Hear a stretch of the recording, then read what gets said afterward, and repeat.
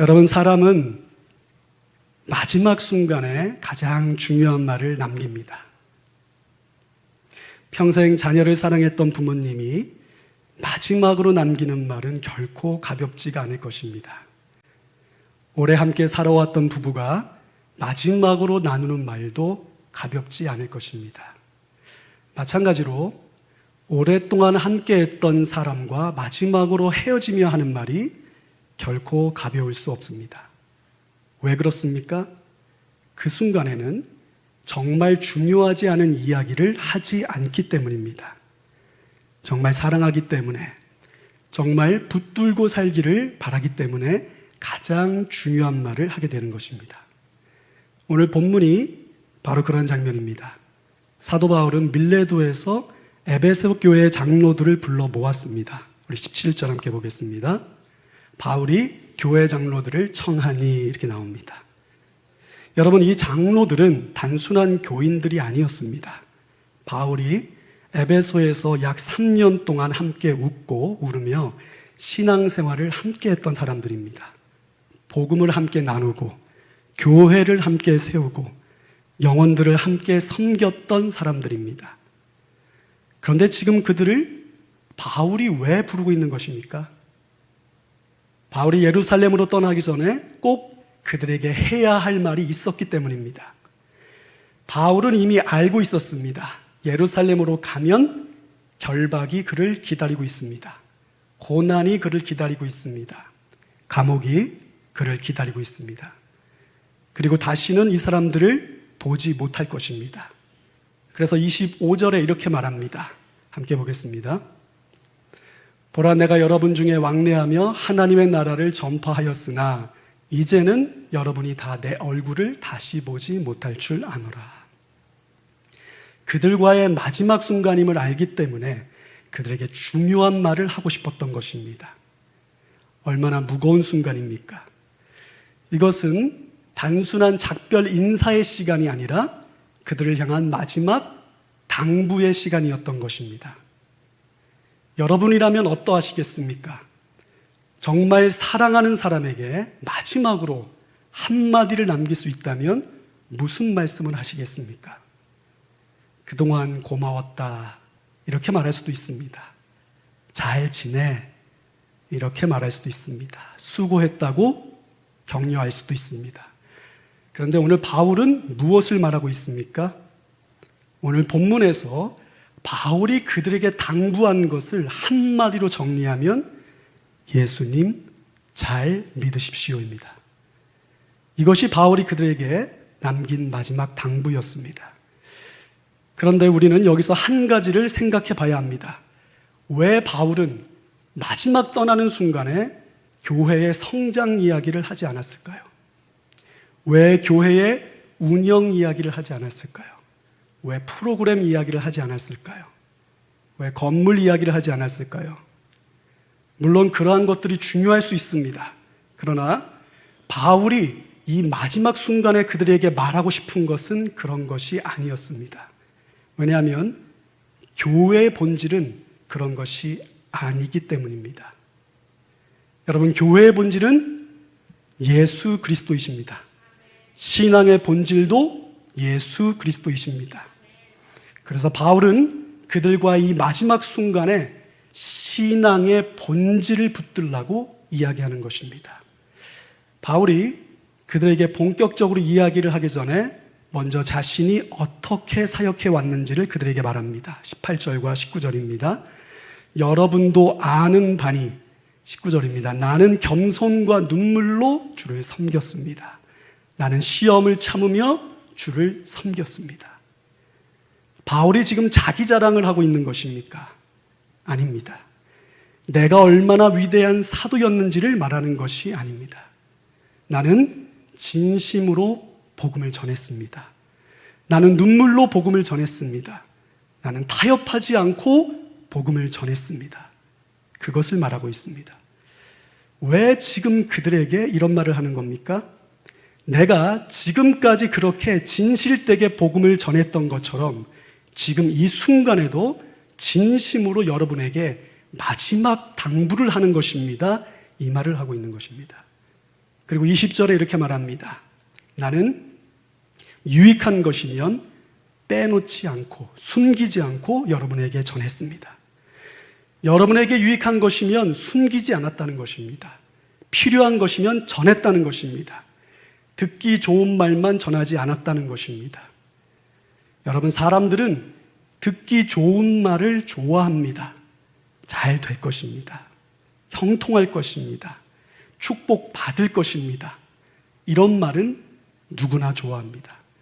그러나 죄를 말하면 싫어합니다. 회개를 말하면 불쾌해합니다. 불편해합니다. 순종을 말하면 부담스러워합니다. 그런데 여러분, 진짜 사랑은 듣기 좋은 말만 하는 것은 아닙니다. 부모님이 자녀를 사랑하면 좋은 말만 하지 않습니다. 때론 아픈 말도 합니다. 듣기 싫은 말도 합니다. 왜 그렇습니까? 사랑하기 때문에 그렇습니다. 바울도 마찬가지였습니다. 그는 사람들의 기분보다 그 영혼들을 더 중요하게 생각했습니다. 그래서 해야 할 말은 했습니다. 전해야 할 말은 전했습니다. 그리고 지금 이 마지막 순간에도 같은 마음으로 입을 떼고 있는 것입니다. 그들에게 하는 첫 번째 당부가 21절에 나옵니다. 21절 보겠습니다. 나는 유대 사람이나 그리스 사람에게나 똑같이 회개하고 하나님께로 돌아올 것과 우리 주 예수 그리스도를 믿을 것을 엄숙히 증언했습니다. 바울은 그들에게 지금 자신이 여태껏 무엇을 전해왔는지를 말하고 있습니다. 나는 성공을 전한 것이 아닙니다. 번영을 전한 것이 아닙니다. 세상적인 복을 전한 것이 아닙니다. 나는 영혼들에게 회개와 믿음을 전했습니다.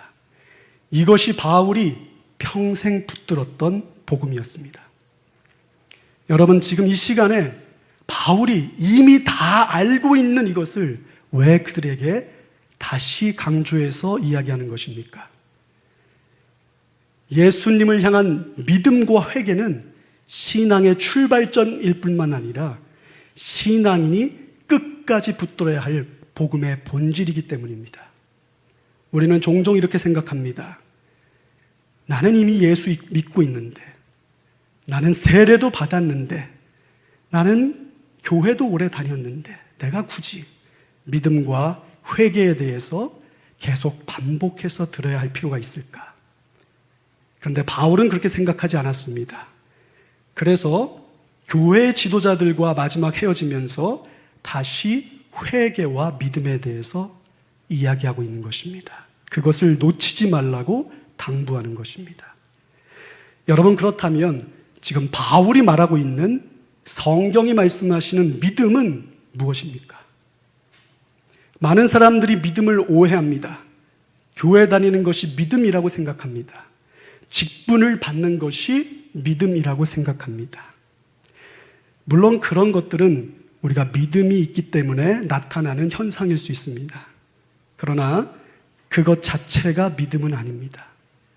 성경이 말씀하시는 믿음은 예수님을 절대적으로 신뢰하는 것입니다. 그래서 예수님을 내 삶의 주님으로 모시는 것입니다. 고린도후서 5장 15절 함께 보겠습니다. 그리스도께서 모든 사람을 위하여 죽으신 것은 이제부터는 자기들을 위하여 죽으셨다가 살아나신 그분을 위해서 살아가도록 하려는 것입니다. 믿음을 가지게 되었다는 것은 우리가 예수님을 위해서 사는 존재가 되었다는 것입니다. 그래서 믿음은 반드시 삶의 방향을 바꿉니다. 삶의 중심을 바꿉니다. 내 삶의 주인이 바뀌는 것입니다. 이제는 내 뜻이 아니라 예수님을 따라 살게 되는 것입니다. 예수님의 뜻을 묻게 됩니다. 예수님의 말씀을 귀하게 여기게 됩니다. 예수님이 기뻐하시는 길을 찾아가게 됩니다. 그래서 살아있는 믿음은 반드시 순종의 열매가 맺힌다고 성경은 말씀하고 계십니다. 야고보서 2장 17절 함께 보겠습니다. 행함이 없는 믿음은 그 자체가 죽은 것이라. 예수님도 같은 말 말씀하셨습니다. 마태복음 7장 21절입니다. 주여 주여 하는 자마다 천국에 들어갈 것이 아니라 내 아버지의 뜻대로 행하는 자가 들어가리라. 그리고 요한복음 3장 36절에서 이렇게 말씀하십니다. 아들을 믿는 자에게는 영생이 있고 아들에게 순종하지 아니한 자는 영생을 보지 못하고. 예수님을 믿기 때문에 예수님 뜻을 따라 살고 순종의 길을 걷는다는 것입니다. 여러분, 여기서 오해하시면 안 됩니다. 순종 자체가 구원을 만드는 것이 아닙니다.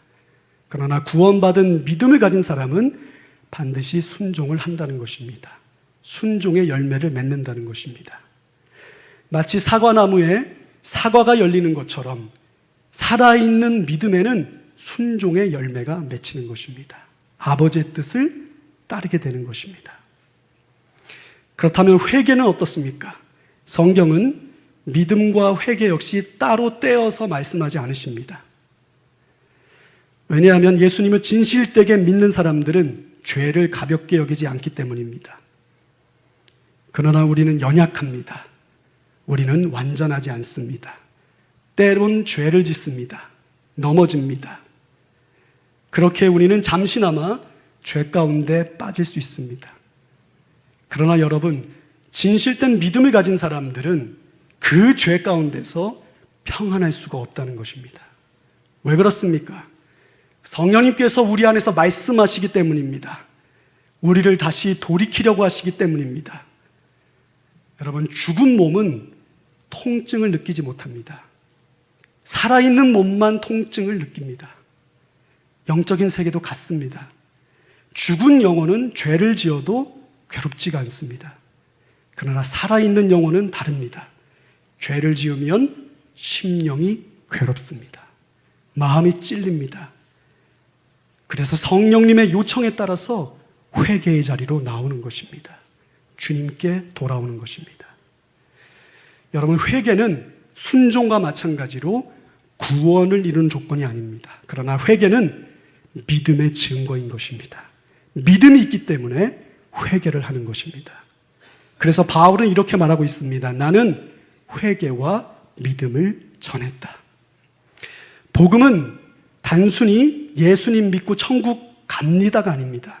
복음은 예수님을 믿고 예수님을 주님으로 모시며 살아가는 것입니다. 그래서 그 과정 속에서 회개가 있고 순종이 있고 돌아섬이 있고 영적인 성장이 있는 것입니다. 저는 오늘날 한국교회와 이민교회들을 생각해 보게 됩니다. 오늘 우리에게 가장 부족한 것이 무엇일까? 재정일까? 건물일까? 프로그램일까? 물론 그런 것도 중요합니다. 그러나 어쩌면 이 시대의 신앙 가운데, 교회 가운데 가장 부족한 것은 회개가 아닐까 생각해 봅니다. 예전 한국교회 믿음의 선배님들은 죄 때문에 울었습니다. 말씀 때문에 울었습니다.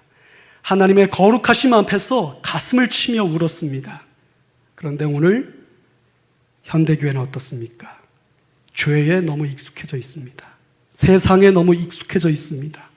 회개가 사라져가고 있습니다. 눈물이 사라져가고 있습니다.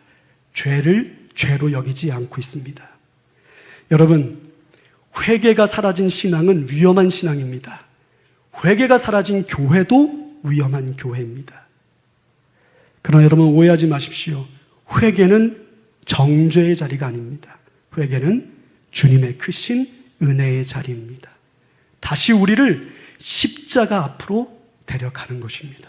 다시 우리를 예수님의 품으로 돌이키는 것입니다.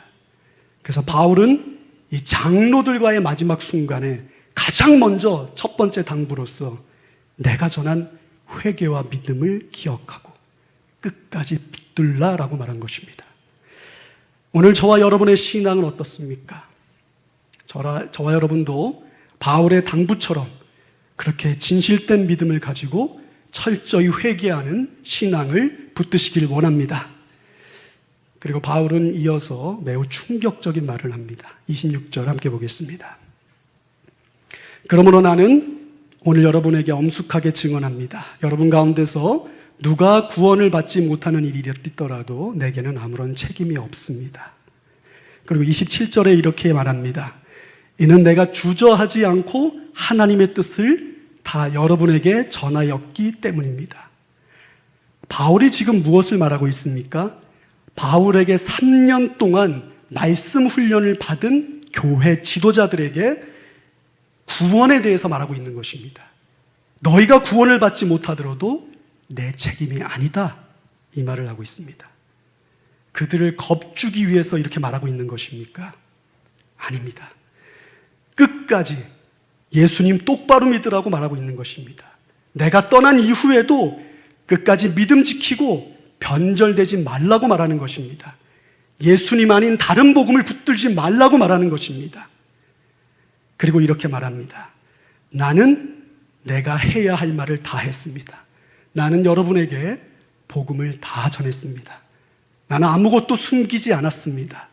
나는 책임을 다했습니다. 지금 바울이 그들에게 책임을 전가하고 있는 것입니까? 이제부터 모든 것은 다 여러분 책임입니다. 이 말을 하고 싶은 것입니까? 아닙니다. 바울은 지금 자신의 솔직한 심정을 말하고 있는 것입니다. 여러분, 나는 여러분에 대해서 완전히 안심하지 않고 있습니다. 나는 긴장하고 있습니다. 그렇기 때문에 지금 여러분에게 마지막 당부를 하고 있는 것입니다. 예수님 잘 믿으십시오. 믿음 잘 지키십시오. 바울은 한 번 믿는다고 고백했으니 됐어, 이렇게 말하지 않았습니다. 여태껏 잘 믿어왔으니 됐어, 이렇게 말하지도 않았습니다. 예수 끝까지 잘 믿으라고 사랑으로 말하고 있는 것입니다. 그들은 초신자들이 아니었고 중직자들이었습니다. 그렇다면 오늘 우리 또한 이 바울의 당부를 우리가 가벼이 여겨서는 안 될 것입니다. 우리에게 주시는 하나님의 말씀으로 받아들이고 우리 마음에도 새길 수 있기를 원합니다. 저와 여러분의 신앙은 어떻습니까? 안전하십니까? 바울은 계속해서 그들에게 당부합니다. 28절 보겠습니다. 함께 읽겠습니다. 여러분은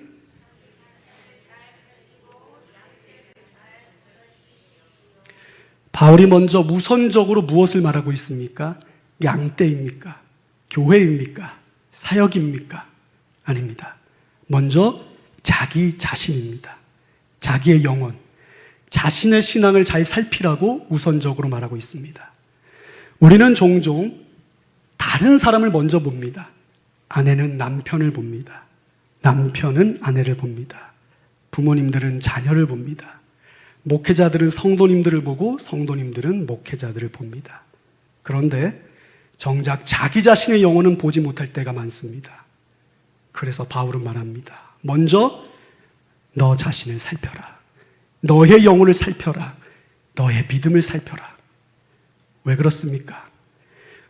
무엇보다 내 영혼이 망하면 안 되기 때문입니다. 내 영혼이 병들어 있는데 그것을 놓치면 안 되기 때문입니다. 그리고 자기 영혼도 돌보지 못하는 사람이 다른 영혼을 돌볼 수 없기 때문입니다. 여러분, 비행기를 타면 승무원들이 이렇게 말한다고 합니다. 산소 마스크가 내려오면 먼저 자신에게 착용하십시오. 왜 그렇습니까? 내가 먼저 살아야 다른 사람, 내 주변 사람, 내 자녀들도 살릴 수 있기 때문입니다. 영적인 세계도 마찬가지입니다. 내 믿음이 무너지고 있는데 어떻게 다른 사람을 살릴 수가 있겠습니까? 내 영혼이 병들어가고 있는데 어떻게 다른 영혼들을 돌볼 수 있겠습니까? 그래서 바울은 너의 영혼을, 너의 신앙을 먼저 살피라 라고 말한 것입니다. 우리는 건강검진을 열심히 합니다. 혈압을 체크합니다. 혈당을 체크합니다. 콜레스테롤을 체크합니다. 그런데 신앙검진은 하지 않습니다. 나는 지금 하나님과 얼마나 가까운가? 나는 지금도 예수님을 사랑하는가? 나는 지금도 말씀을 귀하게 여기고 있는가? 나는 지금도 죄를 죄로 여기고 있는가? 나는 지금도 회개하고 있는가? 나는 지금도 예수님을 내 인생의 주님으로 모시고 살고 있는가? 여러분은 언제 마지막으로 여러분의 믿음과 신앙을 점검해 보셨습니까? 언제 마지막으로 여러분의 영적인 상태를 진지하게 돌아보셨습니까? 그래서 바울은 고린도후서 13장 5절에서 이렇게 말하고 있습니다. 함께 읽겠습니다. 너희가 믿음 안에 있는가 너희 자신을 시험하고 확증하라. 여러분, 신앙생활 오래 했다고 안심할 수 없습니다. 직분이 있다고 안심할 수 없습니다. 교회를 오래 다녔다고 안심할 수 없습니다. 바울이 지금 누구에게 너희 자신의 영혼을 살피라 라고 말하고 있습니까? 3년 동안 바울에게 훈련받은 영적 지도자들에게 말하고 있는 것입니다. 왜 그렇습니까? 사람은 언제든지 넘어질 수 있기 때문입니다. 언제든지 타협할 수 있기 때문입니다. 언제든지 식을 수 있기 때문입니다. 일제시대 때 무수한 교단과 목회자들이 신사참배가 우상숭배가 아니라고 신앙에 타협을 했습니다. 무지해서 그럴 수도 있지만 죄인지 알면서도 타협한 목회자들도 많았다는 것입니다. 우리 역시 신앙이 그렇게 무너질 수 있습니다. 많은 사람들이 예수님을 믿는다고 말하다가 세상으로 떠나갔기 때문입니다. 저와 여러분은 이미 그것을 잘 알고 있습니다. 그래서 바울은 지도자들에게 끝까지 너희의 믿음을 잘 살피라고 당부하는 것입니다. 여러분, 우리가 이 말씀을 통해서 그 무엇보다도 우리의 믿음과 우리의 신앙을 늘 점검할 수 있는 그런 깨어있는 신앙이 될 수 있기를 원합니다. 그리고 28절을 계속 볼 때에 바울은 자기 자신만 살피라고 말하지 않고 온 양떼를 잘 보살피라 라고도 말했습니다. 하나님은 우리가 혼자 믿도록 부르지 않으셨습니다. 함께 믿도록 부르셨습니다. 그래서 우리들에게 영혼들을 맡기셨습니다. 부모에게는 자녀를 맡기셨습니다. 남편에게는 아내를 맡기셨습니다. 아내에게는 남편을 맡기셨습니다. 목회자에게는 성도님들을 맡기셨습니다. 중직자에게는 더 연약한 영혼들을 맡기셨습니다. 여러분, 하나님께서 여러분에게 맡기신 그 영혼들을 얼마나 소중히 여기고 계십니까? 우리는 종종 우리의 재정을 걱정합니다. 직장을 걱정합니다. 노후를 걱정합니다.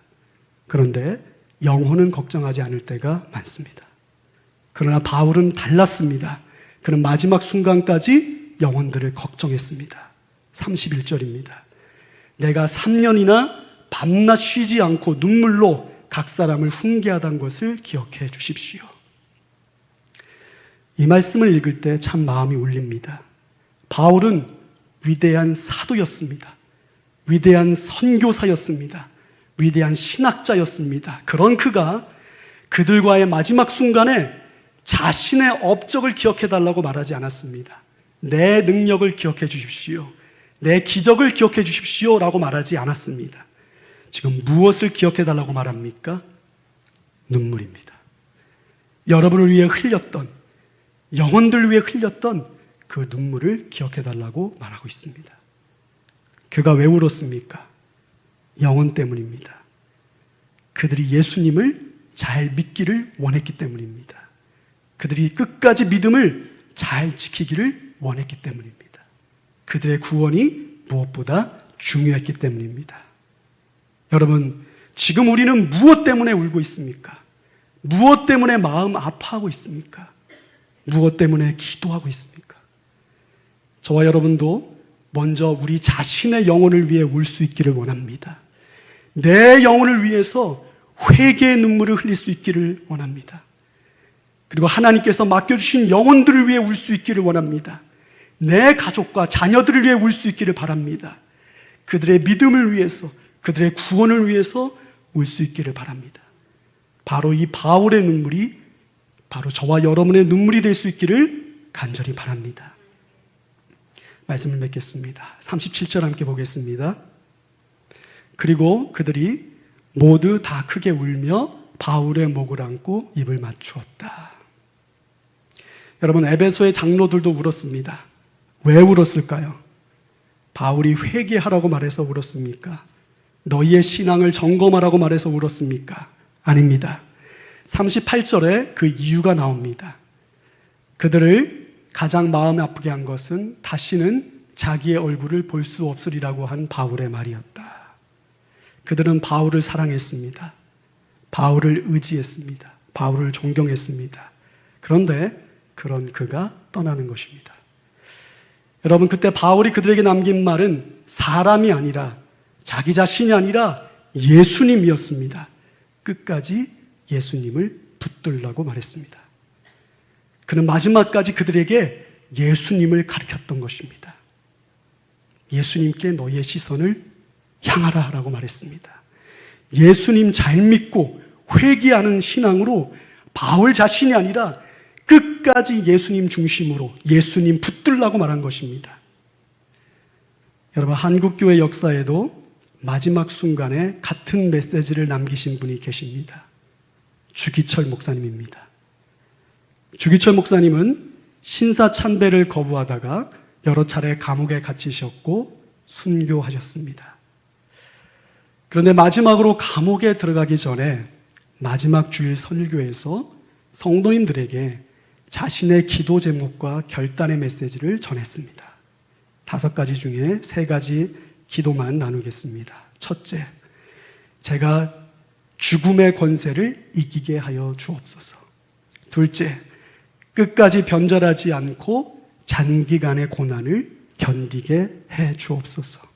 셋째, 의에 살고 의에 죽도록 하여 주시옵소서. 여러분, 놀랍지 않습니까? 이 마지막 순간에, 성도님들과의 마지막 시간에 자신의 건강을 위해 기도하지 않았습니다. 감옥에 가지 않게 해달라고 기도하지 않았습니다. 평안하게 살게 해달라고 하지 않았습니다. 끝까지 믿음을 지키게 해달라고 기도하며 그 메시지를 나누었습니다. 끝까지 예수님을 붙들게 해달라고 기도하며 그 메시지를 나누었습니다. 그 메시지를, 당부를 마지막으로 성도님들에게 남기신 것입니다. 그 메시지를 들은 성도님들은 주기철 목사님을 통해서 강력한 메시지를 전달 받은 것입니다. 어떤 상황 속에서도 여러분, 예수님 잘 믿으십시오. 끝까지 믿음 잘 지키십시오. 그 당부를 전해 들은 것입니다. 그들은 그 메시지를 자신의 심령에 잘 새겼을 것입니다. 우리도 주기철 목사님처럼 그 믿음의 길을 가리라, 믿음 지키리라. 여러분, 그렇게 다짐하지 않았겠습니까? 오늘 본문의 바울도 같은 이야기를 하고 있습니다. 바울도 그랬습니다. 주기철 목사님도 그랬습니다. 그리고 지난 2000년 동안 수많은 믿음의 선배들이 마지막 순간마다 같은 이야기를 우리에게 남겨주셨습니다. 여러분, 예수님 잘 믿으십시오. 회개를 철저히 하십시오. 사람 붙들지 마십시오. 환경 붙들지 마십시오. 세상 붙들지 마십시오. 오직 예수 그리스도를 붙드십시오. 여러분, 사람은 떠날 수 있습니다. 환경은 바뀔 수 있습니다. 건강도 변할 수 있습니다. 세상도 변할 수 있습니다. 그러나 예수 그리스도는 변하지 않으십니다. 여러분을 향한 사랑도 변하지 않으십니다.